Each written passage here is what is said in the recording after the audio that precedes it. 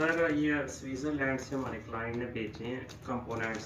तो ये DHL वालों ने हमें 1 मंथ तक जो है ना फंसाई रखा है। 80,000 रुपये उन्होंने इस छोटे से पैकेज का लिया है। फाइनली डिलीवर कर ही दिया है, TCS के थ्रू ही डिलीवर हुआ है हमारे पास। तो सर ये है क्या चीज़ ये सर फ्लोरिंग डिटेक्शन सिस्टम हम बना रहे हैं क्लाइंट के लिए।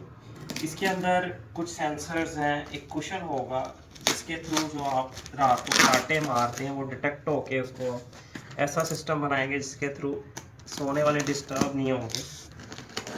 जस्ट उस सिस्टम जैसे ही एक्टिव होगा वो सोलिनॉइड्स एक्टिव करके आपके खराटे रोक देगा। तो ये देखें, ये हमारे कंपोनेंट्स हैं जो हमारे क्लाइंट ने भेजे हैं। ये काफ़ी एक्सपेंसिव हैं और ये सारी कस्टमाइज चिप्स बनी हुई हैं, ठीक है। तो आपको दिखाते हैं ये इंशाल्लाह सिस्टम जब कंप्लीट हुआ तो फिर भी आपसे शेयर करेंगे कि हम क्या कर रहे हैं।